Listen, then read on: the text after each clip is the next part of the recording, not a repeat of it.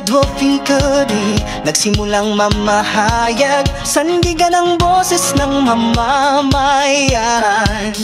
Sa publiko'y di magsasawang tumindig, hindi ikinukubli ang gawaing pilit na itinutuwid. Mahinahon na ikinamada ang ideolohiya, nanindigan sa lakas ng balanseng sistema. Hindi inaabuso ang kapangyarihan ng mikropono, tinig ng publiko ang nagiging sandigan nito.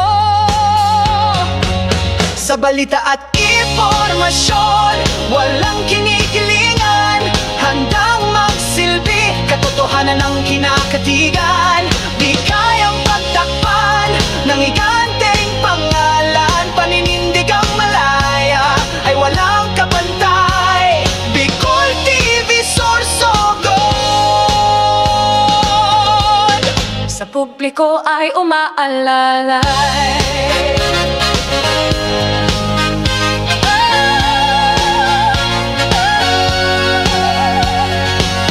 Sa larangan ng makabagong papahayag, di na ikukuyom ng kamay, nagahaman sa lipunan. Kahit isinasantabi ng mga makakapangyarihan, kumakapit sa matuwid na pangangatwiran. Malayo pa ngunit malayo na rin ang narating, kahit anumang hirap ng mga pinagdaan. Nananatili pa rin tayo sa prinsipyong matibay, bahagyang manghihina ngunit patuloy sa paglakbay. Sa balita at impormasyon, walang kinikilingan, handang magsilbi, katotohanan ng kinakatigan. Di kayang pagtakpan ng higanteng pangalan, paninindig ang malaya ay walang kapantay. Bicol TV Sorsogon, sa publiko ay umaalala. Mga programa na hatid ay pangkalahatan, current affairs walang takot, ora mismo inilatag yan. Agos ng balita, abot at gabay sa kanayunan, buwaya sa lipunan, kinakalampak para matubuhan. Itinataguyod lagi ang pagiging kasangga, para sa pamayanan lagi tayong nakahanda na pag-iralin ng katotohanan, nabubulat at paglalahad na walang kinikilingan ng tatak. Hindi lang sa lente, ma'am kamera at tunog ng mikropono, bawat kwento'y inilalapit sa inyong tahanan. Hindi kayang takpan ng kapangyarihan, ang katotohanan kay among ipaglalaban.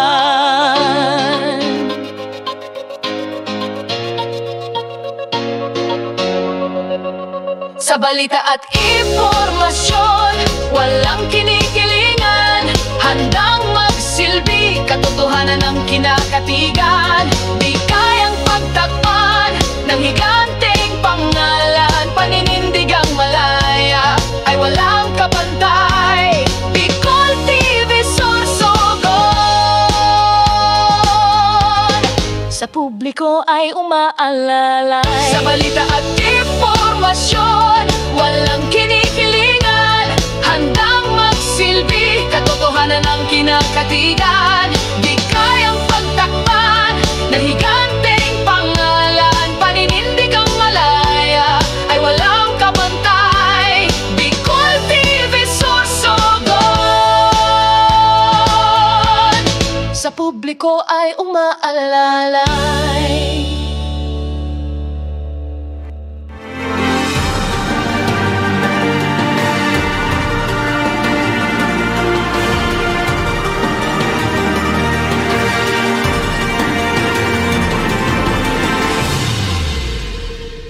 Issue ora mismo.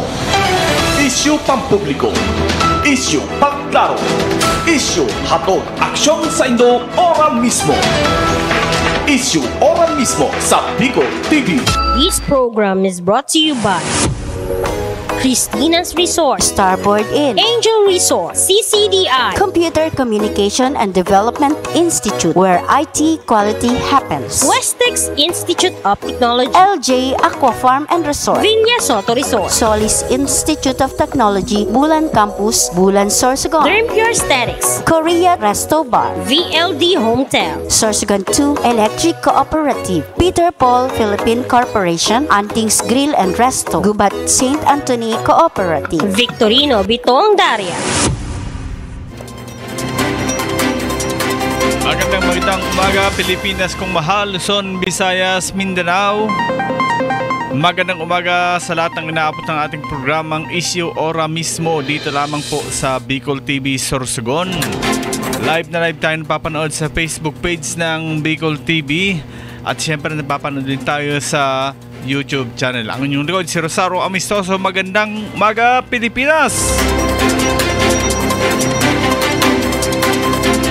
At ngayon, kagabi, sinalanta tayo ng napakalakas na ulan. Westex Institute of May mga, yung, anong tawag doon? Yung naglimas ng bahay nila. Pero mga kaibigan, ito naman po, pasalamat tayo.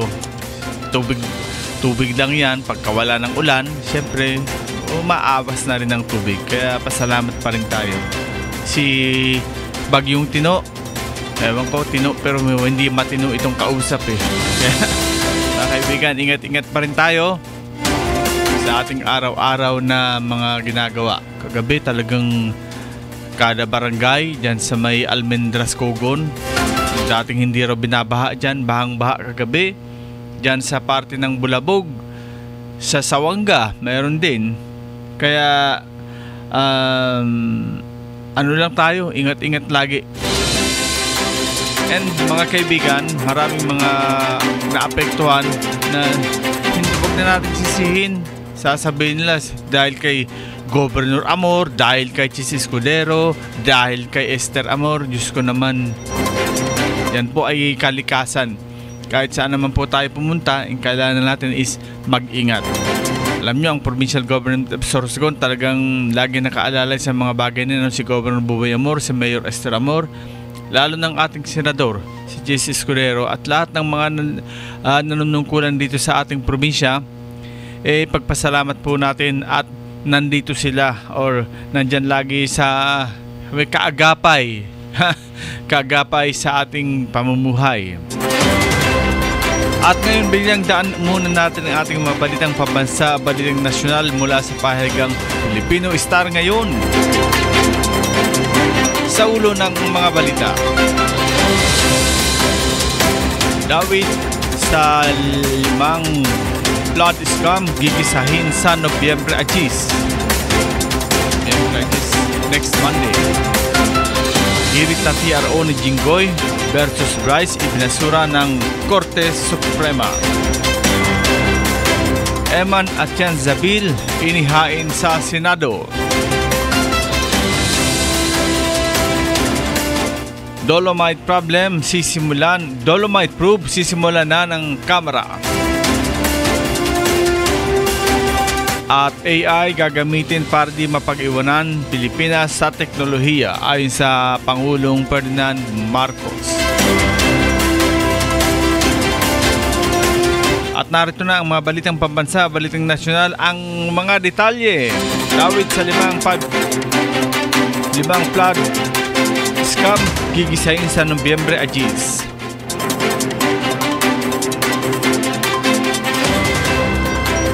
Pinadala na ng Department of Justice or DOJ ng subpena ang mga respondent sa reklamong may kinalaman sa natuklasang 5 ghost flood control projects sa Bulacan. Kaugnay na rin ng nakatakdang pagdaraos ng preliminary investigation sa mga naturang kaso sa Nobyembre Agis. Ayon kay Prosecutor General Richard Padulyon, ang mga subpena ay inisyu na nila noong pang nakaraang linggo.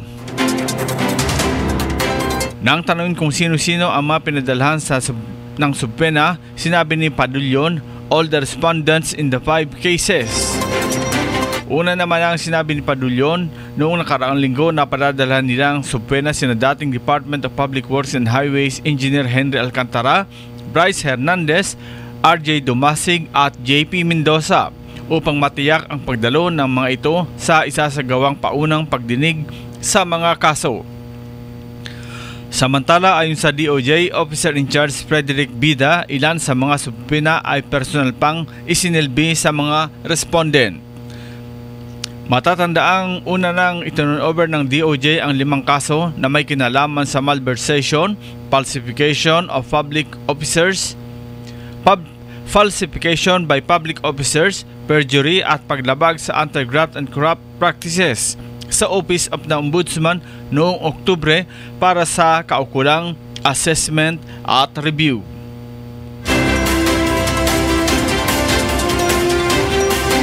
Hirit na TRO ni Jinggoy versus Bryce ibinasura ng korte.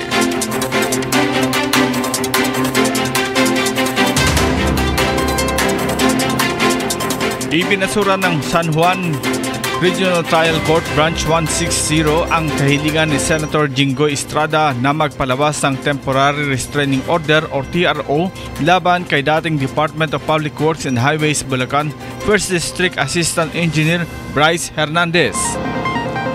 Ayon sa San Juan RTC Branch 160, wala nang matinding pangailangan para maglabas ng TRO laban kay Hernandez dahil tapos na umano nitong idawit si Estrada sa kanyang testimonya sa Senate Blue Ribbon Committee at Independent Commission for Infrastructure or ICI kaugnay ng maanumalyang flood control projects.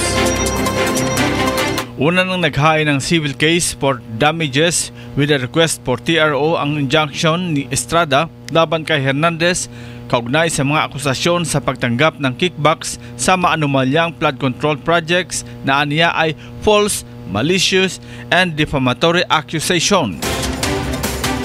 Sa resolusyon ni Presiding Judge Aisitel Lascano Nethercott, nilinaw nito na walang kapangyarihan ang korte na magpagbawalan ng isang legislative committee na hilingin sa mga tao na humarap at umistigo sa mga investigasyon. Paliwanag ng hukom, ang isang TRO ay inilalabas lamang kung ang bagay ay may extreme urgency na binanggit ang pag-urong ng pagdinig na hiniling ni Estrada. Samantala, nilinaw ng opisina ng Estrada na tinagyan lamang ng resolusyon ang kahilingan para sa pag-isyu ng TRO at ang writ of preliminary injunction ay nananatiling nakabinbin at diringgin sa Nobyembre 12 taong kasalukuyan, kung saan magkakaroon ng pagkakataon ang magkabilang partido na iharap ang kanilang mga argumento at ebidensya.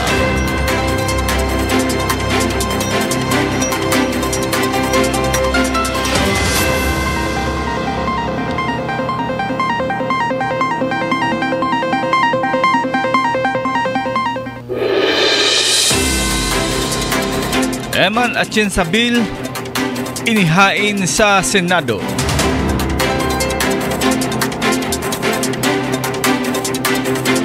Inihain ni Senate Deputy Majority Leader J.B. Ejercito ang panukalang Anti-Online Hate and Harassment Bill o mas kilala bilang Eman Atienza Bill. Layo ng panukala na labanan ang cyberbullying, fake news at online defamation, lalo na labanan sa mga kabataang madaling maapektuhan ng pambubuli at paninira sa internet. Ang panukala ay pinangalan bilang parangal sa anak ng TV personality na si Kim Atienza at si Eman Atienza. Sa ilalim ng panukala, mas pinalawak pa nito ang sakop ng mga kasalukuyang batas tulad ng Cybercrime Prevention Act at Anti-Bullying Act para maparusahan ang mga gawaing tulad ng cyberlibel, hate speech, cyber-talking at pamimigay ng pribadong impormasyon ng walang pahintulot. Obligado ang mga digital platform na alisin o harangin ang mapanirang nilalaman sa loob ng 24 oras matapos makatanggap ng beripikadong reklamo o kautusan ng korte. Ang hindi susunod sa platform dito ay maaaring patawan ng parusa o multa ng mula 50,000 pesos hanggang 200,000 at makulong habang ang mga menor de edad na isangkot ay sasailalim sa counseling o edukasyon. Itinakda rin ng batas ang pagbuo ng Victim Support and Protection Program na magbibigay ng psychological counseling, legal na tulong at proteksyon sa mga biktima sa tulong ng DSWD, DOJ at DOH. Ayon kay Ejercito, hindi layo ng panukala na limitahan ang kalayaan sa pagpapahayag kundi hikayatin ang responsableng paggamit ng social media at pagpalaganap ng kabaitan online.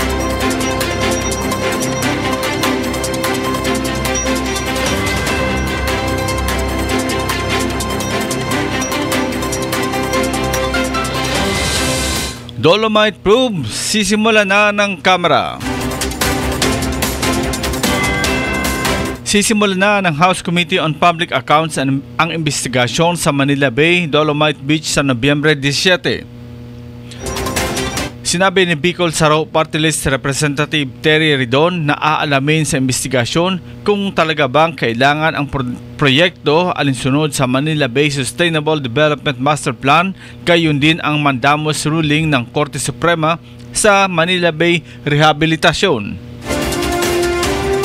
Susuriin din ng panel kung may katotohanan ang nag-viral sa social media sa paninisi ng ilang mga opisyal ng lokal na pamahalaan na ang Dolomite Beach Project ang sanhi ng malawakang pagbaha sa lungsod ng Maynila. Sisilipin din ng komite ang mga alternatibong pamamaraan o solusyon para paigtingin pa ang clean-up rehabilitation at pagpipreserba sa Manila Bay. Gayon din kung paano mapapataas ang kalidad ng tubig dito para maging akma sa swimming, skin diving at iba pang uri ng libangan na pawang mga espesipikong rekisitos sa ilalim ng mandamos ng Korte Suprema. At sa pinakahuling balitang nasyonal, AI gagamitin para di mapag-iwanan Pinas sa teknolohiya ayon sa Pangulong Marcos. At sa detalye, para hindi mapag-iwanan, gagamitin ng gobyerno ang Artificial Intelligence or AI sa lalong madaling panahon. Ito ang sinabi ni Pangulong Ferdinand Marcos Jr. matapos na maging sentro ng talakayan sa dinaluhang Asia-Pacific Economic Cooperation or APEC Summit sa paggamit ng AI ng lahat ng mga bansa sa Asia at ng buong mundo. Sinabi ni Marcos na gagamitin ng gobyerno ang AI sa lalong madaling panahon at hindi maaring palampasin ang pagkakataon dahil kapag hindi sumunod ay mapapag-iwanan naman ang Pilipinas ng ibang mga bansa sa mundo. Giit pa ng presidente, masyadong mabilis ang takbo ng teknolohiya at ito ang pinakamalaking takeaway sa APEC dahil sa kanilang diskusyon sa sidelines tungkol sa AI. Bagamat kailangan na aniyang samantalahin ang paggamit ng AI, ay kailangan din matutunan ang tamang paggamit kaya dapat pa rin itong pag-aralang mabuti. Yan po ang mga balitang nasyonal, balitang pambansa mula sa pahalagang Pilipino Star ngayon. Magbabalik po inyong likod, makalisang ilang paalaala.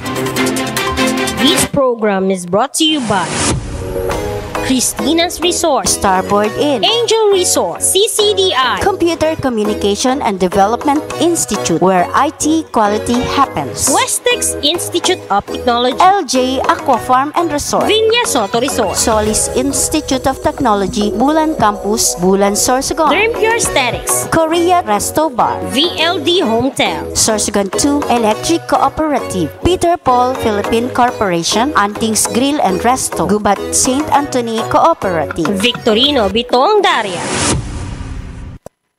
This program is brought to you by Craving a food and drinks with a twist? Visit Korea. From street foods to salog to milkshakes, coffee and more, Korea has it all. Bring your friends, enjoy amazing foods. Come hungry, live happy. But wait, there's more. Korea is more than just a resto bar. We also offer a cozy boarding house, a fresh barbershop, and a convenient transit house. Everything you need all in one place. Korea, located at Purok 3, Barangay Piot, along the Maharlika Highway in Sorsogon City. Korea is one-stop spot for all your cravings. GSAC Hotel is a perfect option when you are on a budget. Nice room, new and modern. The prices are great. Very good option to stay if you need a good and simple hotel. They have air-conditioned rooms with free Wi-Fi. They also have fantastic family room, all of which deliver the perfect blend of home and hotel. GSAC Hotel is located at corner Luna Candol and Quezon Streets, Gubat, Sorsogon City, beside the GSAC main branch. Call them at 0930-1398-007 or at 0965-150-7477.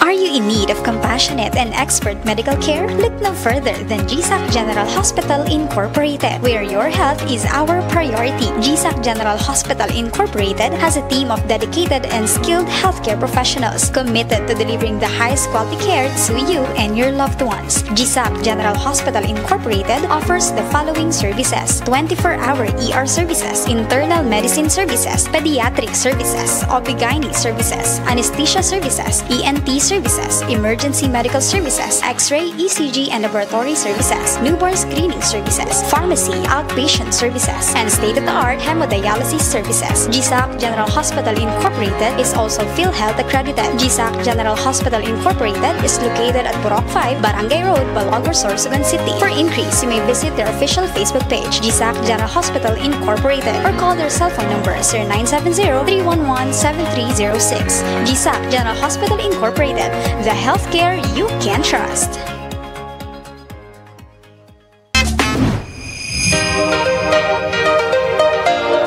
If you're looking for a place to stay, come and visit Starboard Inn. They offer a very affordable and budget-friendly rooms for your needs. They have air-conditioned and non-air-conditioned room with television and free Wi-Fi. Starboard Inn, located at the heart of Sorsogon City. So what are you waiting for? Come and visit Starboard Inn, located at Alegre Street, Barangay Burabot, Sorsogon City, or visit their Facebook page or contact them at 0928-5549864.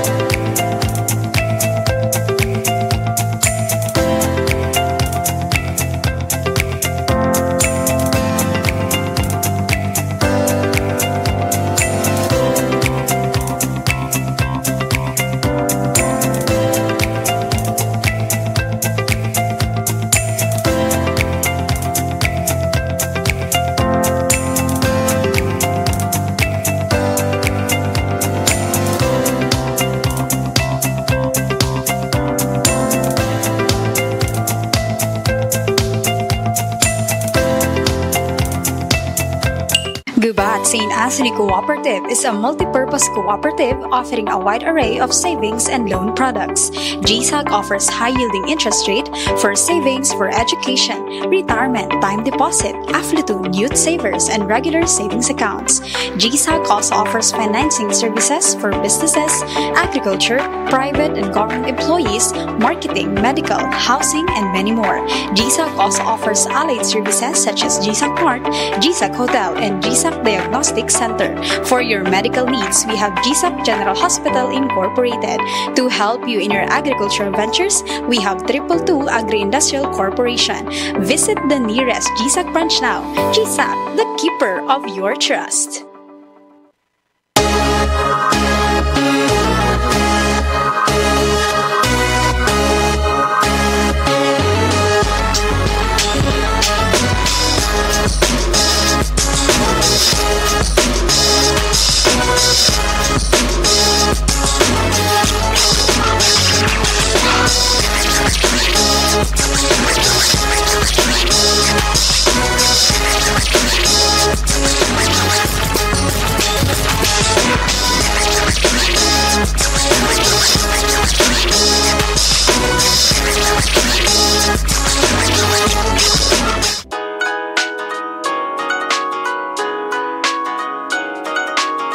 mo ba ay budget meal na pagkain?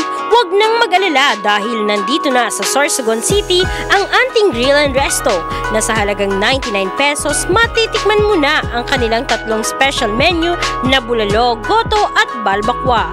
Bukod doon, only rice at only sabaw na rin ng bulalo. Kaya ano pang hinihintay nyo? Tara na tikman ang kanilang special menu at iba pang pagkain na kanilang ino-offer. Ang Anting Grill Resto ay matatagpuan lamang sa Diversion Road, Barangay Macabog, Sorsogon City. Malapit lamang sa Sorsogon Provincial Hospital. Anting Grill and Resto is owned and managed by Eli Dineros.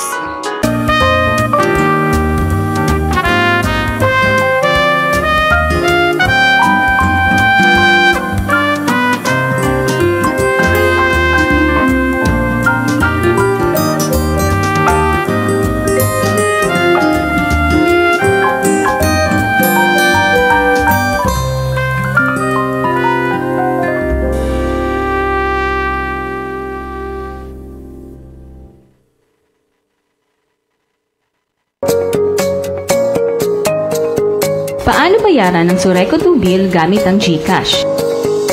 Buksan ang GCash app at ipasok ang 4-digit mobile PIN. Siguraduhin na mayroong sapat na laman ang iyong account para magkasya ito sa halaga ng babayaran na bill. Pindutin ang icon na Pay Bills. Hanapin at pindutin ang Electric Utilities icon at lalabas ang mga pangalan ng electric utilities na pwede mong pagpilian. Hanapin ang Sureko 2. Maaari mo rin itong pusuan para maisama sa iyong mga paborito nang sa gayon mas madaling maka-access sa susunod na pagbayad ng Sureko 2 bill.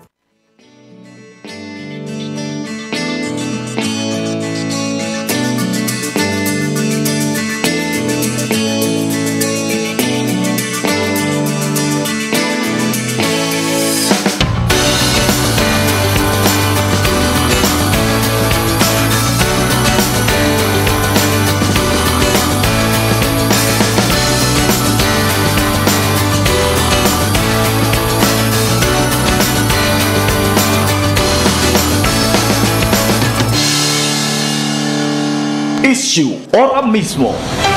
Issue pampubliko. Issue pagklaro. Issue hatol mo. Issue ora mismo sa Bicol TV. Issue ora mismo. Okay, nagbabalik kita sa programang Issue Ora mismo. And happy watching muna kay sa kuyang tugang dyan sa Angono Medic, si Renario Amistoso, si Alexander Castillo, happy watching, si Father Paulo Aluto, good morning, all the way from Sao Paulo, Brazil. Yan, he's watching via internet. Thank you very much, Father Paulo, and regards dyan sa inyong lahat sa Sao Paulo, Brazil. Okay? Tuloy-tuloy tayo sa ating programang Issue Ora mismo, mga kaibigan. Cash out daw. Okay. Pakibigyan na lang yan kung kailangan. At ano dito kung may magka-cash out daw. Kung sino may pera dyan, ipadala lang dito. Okay? At mga kaibigan, ngayon po ay meron tayong live report mula dyan sa Matnog, Sorsogon para sa ating update ng ano dyan, ng mga stranded na pasahero, mga stranded na commuters tatawid ng Visayas, dahil alam nyo naman ang Matnog ang gateway to Visayas and Mindanao. At malaman natin ang update dyan sa Matnog Port sa pamamagitan ni Papa Maki Gomez. Papa Maki, sokpa! Yes, magandang umaga SM Sao, and syempre sa lahat po ng nakatutok po sa Bicol TV Sorsogon. Bagamat ay medyo tumila ng ulan dito sa bayan ng Matnog, kung saan nga po ay nandito ang Pantalan o Matnog Port, ay medyo masungit pa din ang karagatan. Makikita nga natin na medyo malakas pa ang hampas ng mga alon at medyo nadagdagan din ang mga stranded na passenger. Ayon ito sa datos mula sa Blue Lane Vehicle Monitoring dito sa Bagyong Tino. Sa labas SM ng Blue Lane or dito sa mga naka-standby na mga kanilang queuing number sa one-stop shop ay meron ditong light vehicles na umabot sa 132 na units. Dami. Na may passenger na 585. Ang motorcycles naman ay 31 at 44 naman ang passenger. Buses o mga bus na naandito ay umabot sa 14 at 297 naman ang kanilang pasahero. Para sa truck and cargo naman ay umabot sa 125 na units at may passenger din ito na 250. Sa labas naman ng port ay meron ding light vehicle na umabot sa 32 ang bilang at may passenger na 160. Ang motorsiklo naman sa labas pa rin ng port ay may 6 at 7 passenger. Samantalang may isang bus at 20 pasahero. Sa truck and cargo naman 62 at 124 naman ang passenger. Bali sa lahat-lahat SM Sao ng stranded na behikulo ay umabot sa 403. Lahat ng uri po ito ng mga behikulo at umabot naman sa 1,487 ang stranded na pasahero. Ang kabuuang bilang na po ito, SM. Okay. So ngayon, kumusta yung sitwasyon dyan? Itong mga, siyempre kagabi pa nandyan yung mga commuters na ito, no? At kagabi malakas ang ulan dito. Kumusta dyan sa bayan ng Matnog, Papa Maki? SM, tinanong natin kanina ang ilang mga stranded na passenger. Tinanong natin kung meron ba silang nasilungan o may inalok ba sa kanila ang lokal na pamahalaan ng Matnog. Ang sabi nila ay wala naman daw sa kanila umalok ng kahit na anong pwede nilang mapaglipatan dahil lumakas nga ang buhos ng ulan. Ayon sa kanila, nandun lang sila sa kanilang mga sasakyan habang hinihintay ang pagtila ng ulan. May ilang barangay din na bumaha pero hindi naman gaano.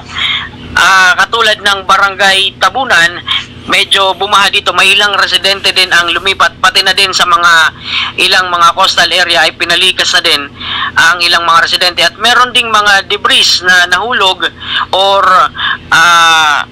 tumilapon papunta sa kalsada, pero hindi naman ito hindi naman naapektuhan ito ang daloy ng mga sasakyan, SM. Okay. Ibig sabihin bumaha ng ulan, hindi naman bumaha ng pagkain. SM, pagdating naman sa pagkain sa mga stranded passenger, kanina lumabas tayo ng bandang alas 6 hanggang sa maya-maya lang ay wala pa naman tayo nakita na nagbigay ng mga anumang ayuda para sa mga passenger. Ganon din SM sa mga barangay, wala naman. Kaya hanggang sa ngayon ay hinihintay pa natin kung meron bang update para dun sa mga passenger. At ngayon mga Kevin, simula ba kaninang umaga wala man lang nag-ikot ng lugaw para sa pampainit ng tiyan? At galing sa ating LGU or sa provincial government or sa DSWD? Ayon sa ating nakalap na impormasyon, SM, wala pa naman. May paano itong mga stranded natin dyan? And ano ngayon ang advice ng Philippine Coast Guard na nakabase dyan sa Matnog, Papa Maki? Pagdating naman SM sa Philippine Coast Guard, nakausap natin kanina ang Philippine Coast Guard. Ayon sa kanila ay hinihintay lang nila ang abiso kasi nakabase po sila sa kung ano ang inilalabas na weather bulletin ng Pag-asa. Pag medyo okay na ang panahon o maayos na ang panahon dito sa Matnog Port at hanggang Visayas, ay pwede na silang magpa-resume ng mga biyahe ng mga barko. Pero kung sakali naman na maayos na nga dito ang panahon sa bayan ng Matnog at doon naman sa parteng Visayas o kahit sa alin ay medyo masungit pa ang panahon, ay hindi pa rin nila ito papayagan dahil makaka-apekto pa rin ito lalo na sa mga barko na lalayag papuntang o tatawid ng Matnog Port. Gusto mo sabihin pag okay na yung Matnog at hindi pa okay dun sa kabila sa pating Visayas, hindi pa rin talaga papayagan yan. Roger to that, SM, kasi ayon sa kanila hindi natin masusukat kung ano ang pwedeng maging kahinatnan ng mga lalayag na mga sasakyang pandagat dahil nga sa lakas ng alon. Kahit ganito nga, SM, medyo wala nang ulan, maayos na ang kalangitan dito sa bayan ng Matnog, pero malakas pa rin ang hampas ng mga alon sa karagatan na nasasakupan ng Matnog. Okay, so maraming salamat, Papa Maki. Sa ngayon, Papa Maki, nakikita naman dito sa screen natin gaano nakahaba ang pila dyan ng mga stranded na sasakyan? Umabot naman ng anong barangay? So far, SM, hanggang dito lang naman, SM, sa may parteng Pawa. At ilang bahagi ng Hidid, pero hindi naman halos nasakop ng parte ng Hidid. Base nga dito sa datos mula sa Blue Lane ay wala namang unit ng mga sasakyan na nakapila doon sa Hidid. Ibig sabihin, SM, kung wala doon ay wala na din doon sa unahan. Kumbaga, konti lang naman, hindi naman katulad ng dati na umaabot talaga hanggang sa bayan ng Bulan at Dirusin. So hanggang Pawa lang, SM, ang nakalagay dito. At pinuntahan din natin kanina, wala naman talagang nakalagay na nakahinto na sasakyan sa may parteng Hidid. Ang meron, SM, simula sa may barangay ng Gadgaron hanggang sa Pawa. Yung mga nakitandbay na mga bigolo, at doon sa barangay ng Kamkaman sa tinatawag na Dubai, kasi nandoon, SM, ang mga parking area ng lahat ng mga sasakyan, lalo na itong mga sasakyan na pinapalabas sa Matnog Port. Kasi ang sitwasyon, SM, halimbawa merong sama ng panahon, yung mga nakahold sa loob ng Matnog Port ay pinapalabas pa rin nila para din daw sa pag-iwas kung sakaling magkaroon ng mataas na volume ng storm surge, SM. Tama, no? Kasi akala mo safe na sila doon sa loob, pero yun, pwedeng magkaroon din ng sakuna, kaya to make it safe, pinapalabas na lang sila. And ito ay magandang patakaran dyan sa Matnog Port. Kaya lang ang iniisip natin, yun nga, habang tumatagal, yung araw-araw na pagkain na. Kasi iniisip nga natin, paano yung mga pupunta dyan na sabi baga, medyo manipis lang yung laman ng bulsa, na parang ang iba dyan eksakto lang hanggang makarating sa kanilang paroroonan. Roger to that, SM. SM, nakausap din natin ang ibang mga driver na mga na-stranded na bihikulo. Para sa kanila, sa mangilan-ngilan ay mahirap din itong ganitong sitwasyon na habang nasa loob na sila ng Matnog Port ay lalabas pa sila kung sakaling masama ang panahon. Matatandaan na noong nakarang administrasyon na SM ay dito sa bayan ng Matnog ay question ito ng lokal na pamahalaan ng Matnog kung bakit pa nila dinediretso ang construction ng holding area sa loob ng Matnog, ang extension to be exact, SM, kung pag merong sama ng panahon ay papalabasin din lang naman kasi meron din niya silang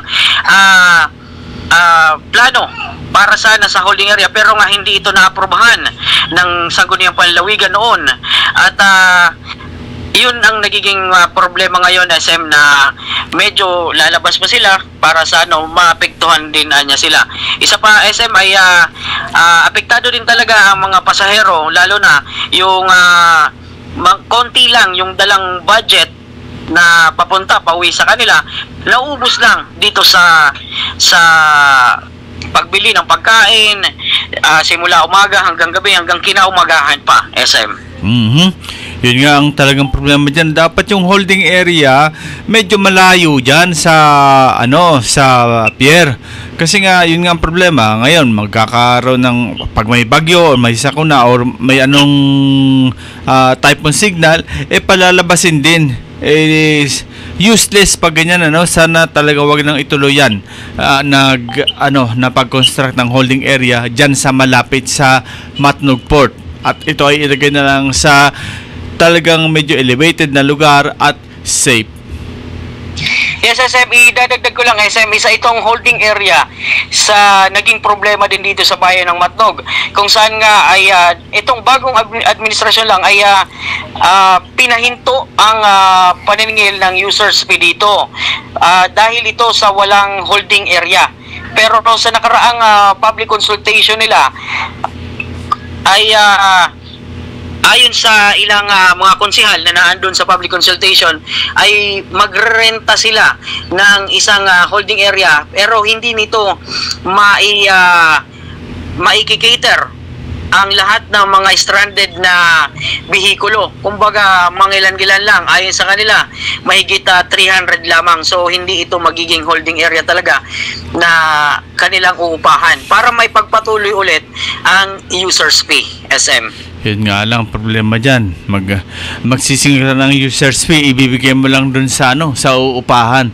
Ay, Diyos ko. Okay, Papa Maki, maraming salamat sa iyong update dyan sa Matnog.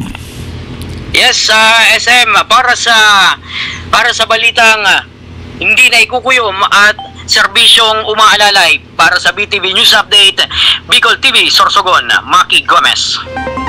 Yan, si Papa Maki po nagbigay ng update dyan sa munisipyo ng Matnog kung saan yun, tuloy-tuloy pa rin yung sinasabi natin yun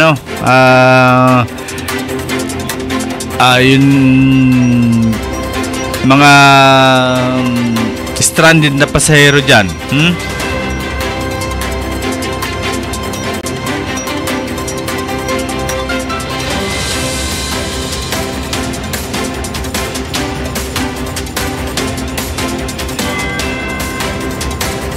Sa ngayon wala pang biyahe Matnog to Visayas, to Alinsamar o basta yung tatawid dyan kung saan man, wala pa pong biyahe dahil sa nasa pa rin tayo, may signal pa rin tayo na na kinakaharap pagdating dyan sa Matnog Port. Kaya ingat-ingat po ang lahat na mga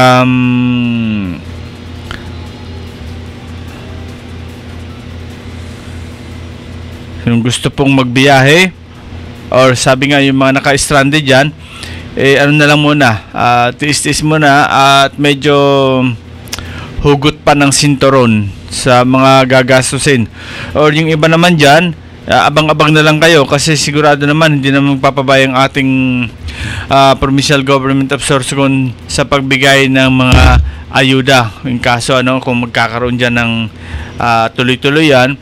At hopefully baka mamayang hapon or gabi payagan ng maglayag kasi medyo maganda na po ang panahon ngayon. And ito nga mga kaibigan, habang tayo ay nagpo-program at siyempre nakikita rin natin ang ating mga mamamayan na dyan sa Matnog, wala pong gusto, wala pong may kagustuhan na ma-stranded tayo dyan, walang may kagustuhan na mag-stay tayo dyan, kaya lang ito po ay dala ng yun nga, sabihin natin na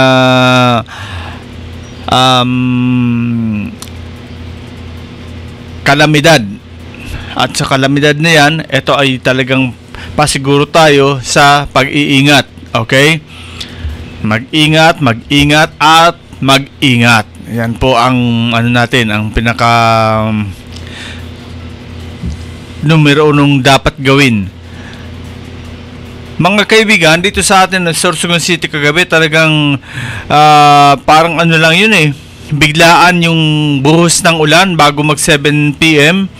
At ilan sa mga nakuna ng ating mga kasama dito, si Kaki, si Carol at iba pang mga nagbigay sa atin ng mga nag-contribute ng footage yung mga nangyaring pagbaha kagabi diyan sa parting Pangpang, itong tapat ng Red Palm Subdivision, na talagang hindi ka pwede sumuong doon sa right side.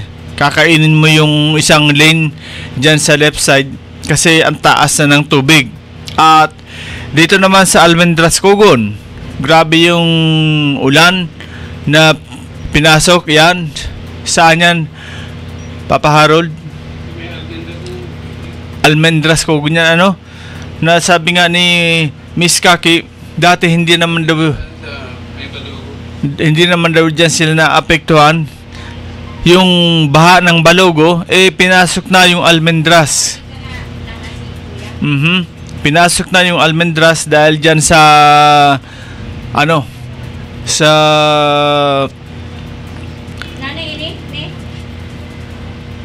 biglaang pagbuhos ng ulan dyan parte sa Balogo.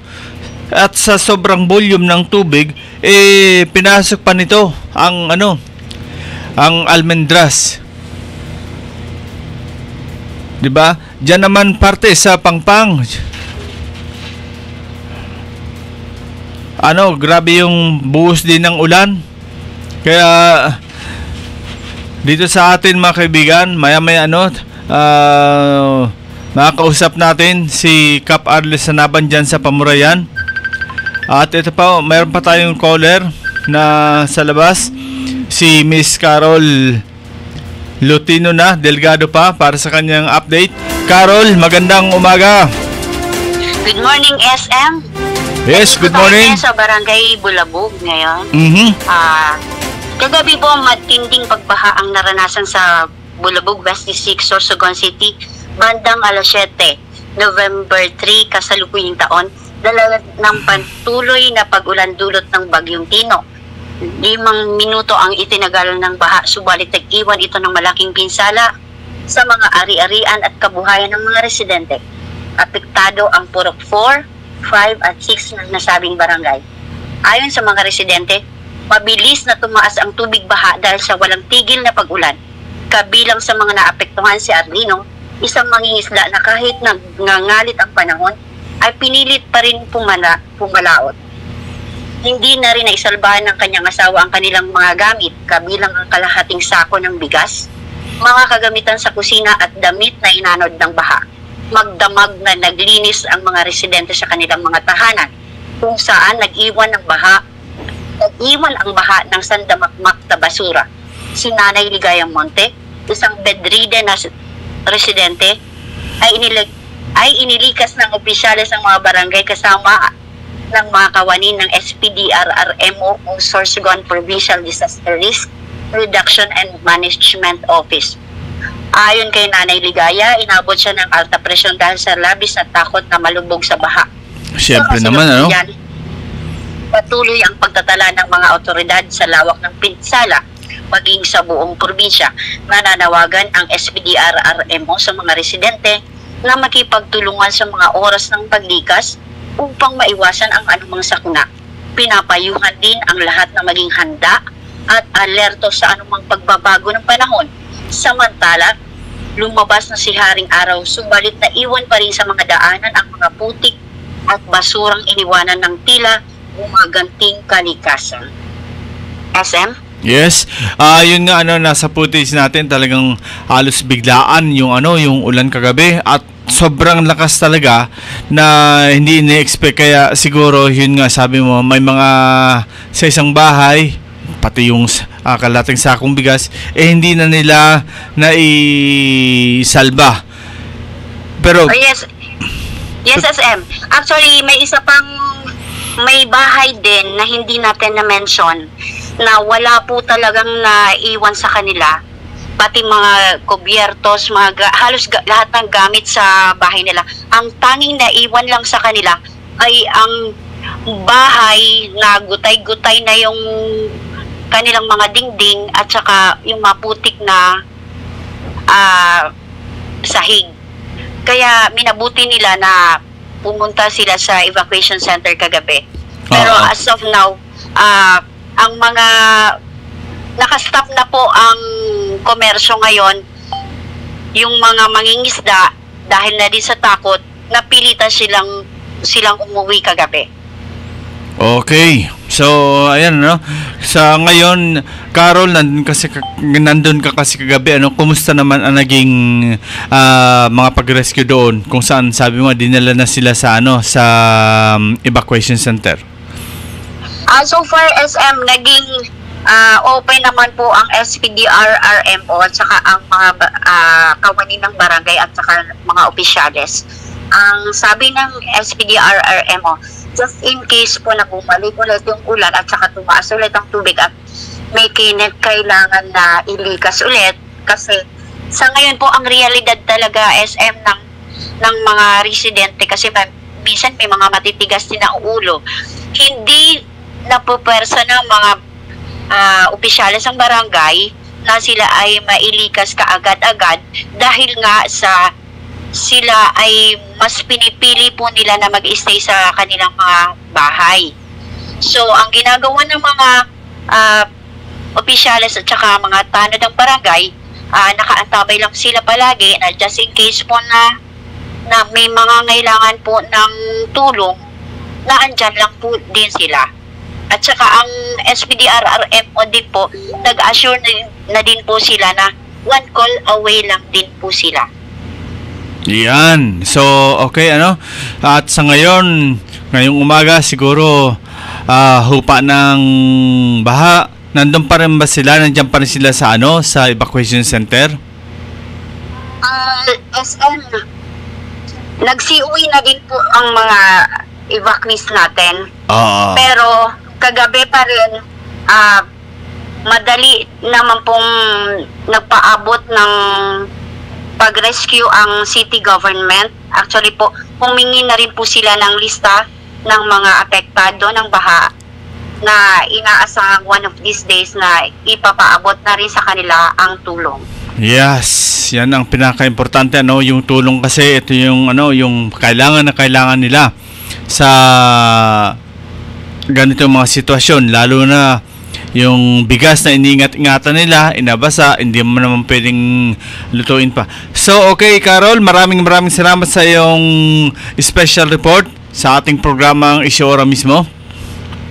At saka SM po, gusto ko pong i-add na sa Barangay Bulabog po kasi 60% po ng mga residente po kasi doon ay nagre-rely po sa pangingisda po. Kaya kumbaga yung kabuhayan talagang lubhang apektado po. Sige. Okay. At ayan, okay, ay siguro makakaapot din natin ating programa sa ginagalang ating mayor na si Mayor Esther Amor, at siguro agad-agad naman itong papadala ng asistensya para doon, sabi mo, sa 60% na mga mahingisda. Thank you so much po, SM. Para sa balitang hindi na ikukuyom at serbisyong umaalalay, Carol Lutino Delgado, BTV News Update, Bicol TV, Sorsogon. Okay, yan po mga kaibigan, si Miss Carol Delgado para sa ating live report sa ating programa. Siyempre pagka ganyan, yung sinasabi natin na pag-iingat sa ganyang sitwasyon, very important yan. Kaya na lang natin yung at mga kaibigan, isa pa sa tinitingnan natin, sana makausap pa natin yung ipinost ng ating yung ipinost ng ating butihing kapitan ng Barangay Pamurayan na yung ipinost ng ating butihing kapitan ng Pamurayan na si Kap Arles Hanaban tungkol nga doon sa ewan ko ba kung hindi matapos-tapos na tulay connecting Pamurayan and Himaluto. And kagabi mismo kahit sabi nga medyo may may nararamdaman pa ang kapitan, nagpatuloy pa nito nagbigay ng serbisyo doon sa kanyang nasasakupang barangay. At malaman natin ngayon sa pamamagitan ng live interview kay Kap Arles Hanaban, kumusta na po ang sitwasyon dyan sa tulay na ginagawa, kasi nakita natin parang may nauka na naman na parte doon sa ginagawang tulay. Narito po, live natin mga kapanayam, si Kap Arles Hanaban via phone. Kap, good morning. Inot sa gabos, Diyos maray na aga tabi. Maray na aga ka pa po, sa Intiro. Yeah, sa imo na mga listeners, sa Intiro tabi na naniniwala sa programa nindo, saan man dako, saan man do, Diyos maray na aga tabi. Yes, maray na aldo tabi, Kap. Sir nga naging kahaputan ko sa Pinos Kasubanggi, maski banggi na naglampaw ka pa. And aram ta po na medyo yan pa lang napalaog dyan from Pamurayan connecting to Himaluto or sako pa ini kang barangay mo, Purok 7 yata ini. Kumusta po ang sitwasyon dyan? As of kanina na alas 7, yaon kita. Actually, babalik ko lang, kauli ko lang tabi. Naghali ako dito mga alas 8:40 na. Nakuroon pa lang ang mga trabador. So, ongoing na niyan ang pag-repair sa Tunaditor, ang temporary nagihan bagatabi. Yes. Ongoing na ang pag-repair sa temporary nagihan, ang Ditor na tinatawag. And then base sa observation naton, dili siya pwede agihan sa mga magupat na sasakyan. Pero pag naayos na ninda yon, pwede na siguro makaagi kay talagang medyo na medyo may damage na naman, pati siya may damage naman. And then medyo laing ko lang dito laing ko lang nagustuhan. Kaya ang riprap mismo sa may paanan sa pundasyon baga, sa tulay mismo, supposed to be made to medyo matibay. Kaya ito sa paanan, tama. Makikita mo tabi dito na kung base sa post baga, sa picture, may kuan man ito, longitude at saka altitude. Makikita mo dito kung gaano kagayon sa quality. Kaya wala ako nakita na bakal maski saro. Sa riprap ha.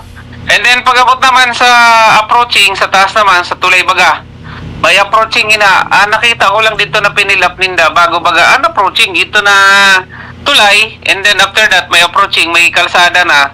Nakita ko dito na pinilap ninda bye-bye lang. Kaya pag uran, di na natipo ng tubig sa taas.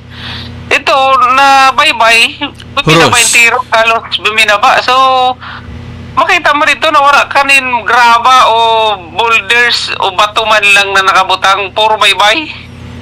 Kasi nga para siguro madali mahuros. Huros pagkatatabi.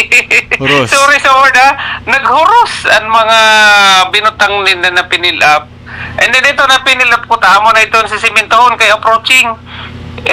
Ako naman ito niyan tabi. So sa niyan, kung dili tulos matapos ang pag-repair, wala makaagi. Pero hopefully matapos sa tulos ito kayo good. Ang mga kanina nga ang mga nakita ta dito ng mga may negosyo na mga ralaog sa trabaho ninda, nagbaraklay. Paluwas. Baraklay paluwas para na makapagnegosyo. Oo, mga nagtatrabaho pagkatabi. So, ang temporary na kinuha nato na pwede parkingan sa mga tricycle, ito sa area sa Pamurayan. So far naman, kanina, maayos naman na naging close ang traffic. Oo. So, bali, dahil pa talaga makabalatas ang tricycle or maski wheels, pasiring dyan, pero naman siguro kung bike. Kanina, base sa actual na paghiling-hiling, may nakaagi motor, may nakaagi na kuwan, pero ongoing nga niyang pag-repair. So, hopefully, matapos din na ito niya na adlaw and then ma-repair na ninda para makaagi man gihapon ang mga sasakyan. Oo, parang nag-anniversary na baga kang last year, that was 2024. Kan bagyong Christine kang naruba dyan. Yan na na detour na sabi ninda. Niyan, happy anniversary. Sa nakita ko tabi ko numura na naman ininin mga pera. Minsan na naman tabi ito na detour baga na nabilin kay katunga na nadamay dyan una. So pagdili naman ito ninda tabi na si Kaso Tulos, posible na maubos na ito na detour. Di balik kay sabi nga ni ang sarap balik-balikan. Narubaan ka ba nga, balikan man ka ba nga para rubaon gihapon.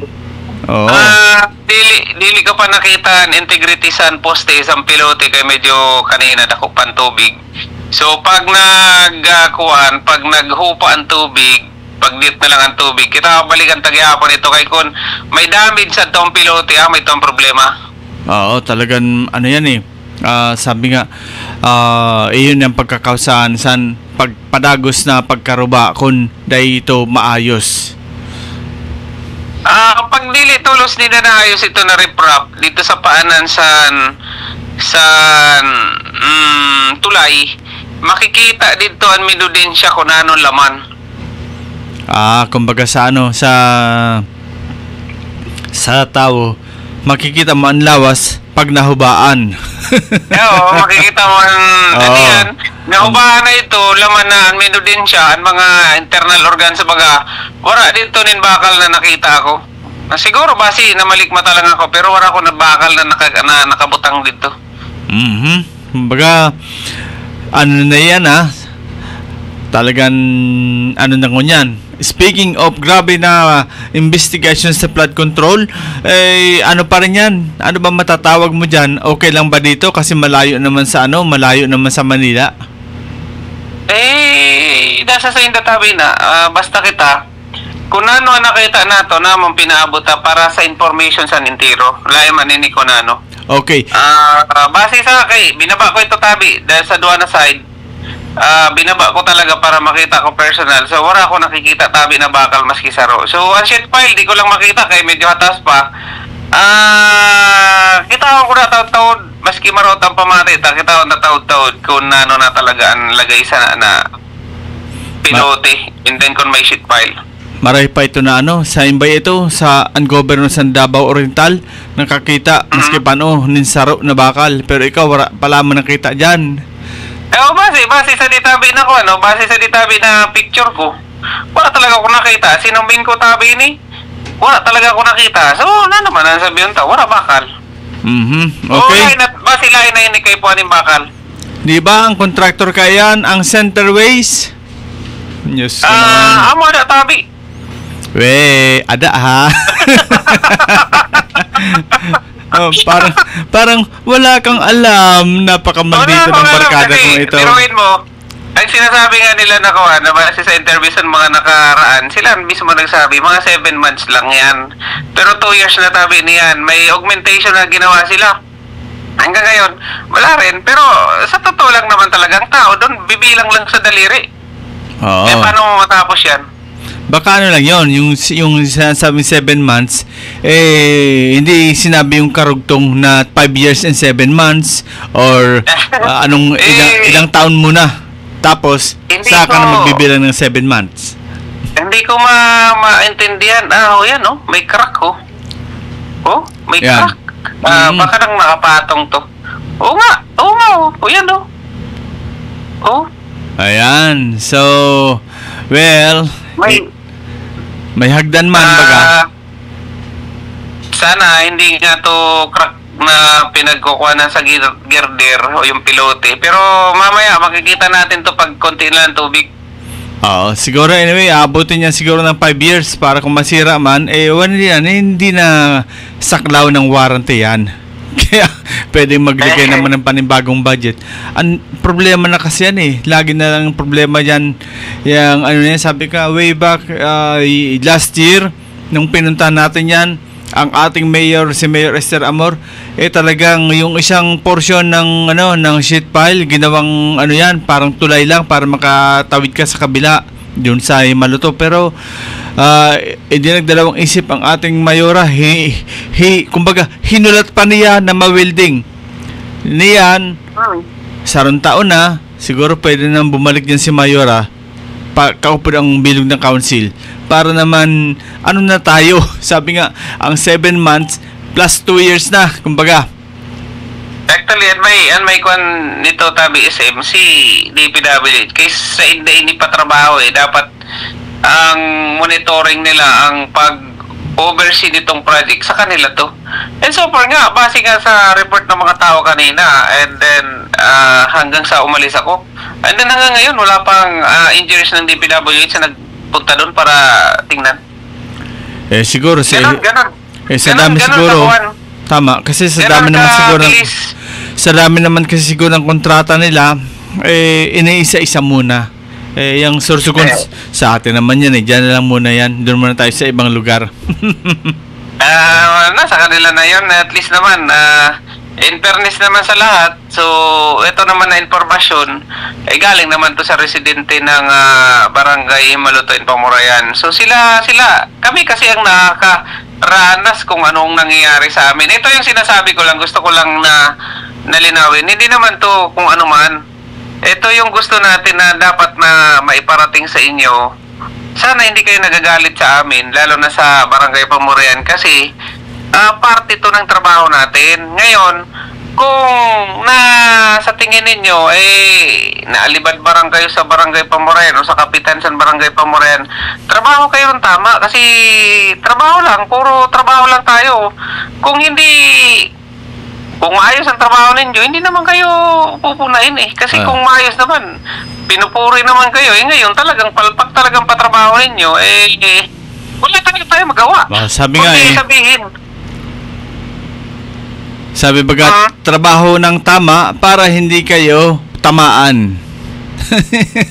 ang kasi, ang gusto ko lang i-emphasize din, ito, tulad nito, nasaan ba sila?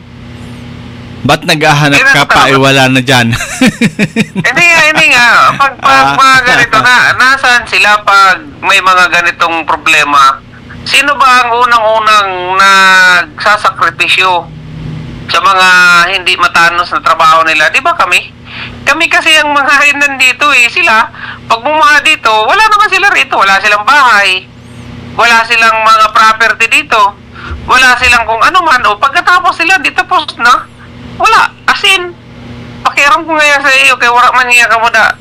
Yes. Wala man niya kami da property. So, that's it. Yan ang reality. Kaya tanggapin natin yan. Kaya nga amin na Makamamundo, wala akong property dyan, pero ang project dyan ako magkakaigwa ng property, pero ibubutang ko sa ibang lugar. Ayan. Diyos ko. Ayan ano na tayo? Sinumin ko, wala talaga ako nakita na bakal, baka kasi nagkakamali lang ang mata ko. Sinumin ko, wala talaga. So, and then wala rin ako nakita na sheet pile, kung mayroon man. Sa paanan to mismo ng tulay. Bakit? Di ba? Anyway, magiging ng obserbasyon takap, siguro, pwede na natin yan ipadara sa sa direct line ni Pangulong Ferdinand Bongbong Marcos. Okay, nakakuha naman to. Ano bang tawag nito? May GPS naman to. Yes, oo. So, pag-verify nila, at least makikita naman nila yan. Kasi paulit-ulit na lang yung ginagawa nila Okay, Kap, salamat po.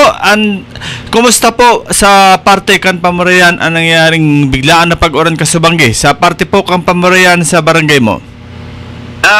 Kagabi naman, talagang sobrang lakas ng ulan. Ang sentro ng barangay, kumbaga maliit ang drainage natin, binaha. Pero madali lang after ng hindi pa nga natigil yung ulan eh. Yung kasagsagan lang binaha, pero passable naman sa mga sasakyan. Pero after that, mga ilang minuto lang nag-subside agad. So, tiningnan natin yon base sa monitoring natin. Ang bilis nga, wala kang 5 minutes, so wala ng tubig. Buti naman, ano? Sa lugar ko nga ni, kung nagdagos-dagos pa, maski 30 minutes pa itong uran, naglimas naman ako sa balay. Lagyan na lang natin ng mga tilapia. Tilapia at saka hito. Yung kalsada nga namin na bagong gawa, hanggang ngayon may tubig eh, kasi ang elevation, alam na nila. Ewan ko. Ano na tayo? Okay, Kap, sa Girara, ikaw kung saan mo mensahe? Again, malapit na po ang opening ng ating interbarangay basketball tournament o liga. Hopefully, matuloy kasi sana wala nang sama ng panahon para ang opening natin ay tuloy-tuloy na mangyari ngayong November 8. Okay. Maraming salamat po, Kapitan Arles Hanaban, kan Barangay Pamurayan sa West District. Yan. Salamat din. Bye-bye. Okay. So yan po, no? Sa mga reactors niya to, sabi ni Ma'am Carmen Dillosa, all the way from from Australia, hain na si Cheese nan-an flood budget. Yan. Centerways na best friend ni Cheese, sana makarmasinda sa mga inihimo ninda. Dagdag pa ni Ma'am Carmen, Kapitan, mahal an bakal, mababawasan an kurakot ninda. Ano ba yan? Okay. Happy watching man po kay Ma'am Bebatili Hanoras na saruman ini sa naapektuhan dyan kan pagpatrabaho kaya natulay. And happy watching man po sa kuyang best friend si Manny Daip na nasa ospital pa, tsaka confine. Maayad ka, partner.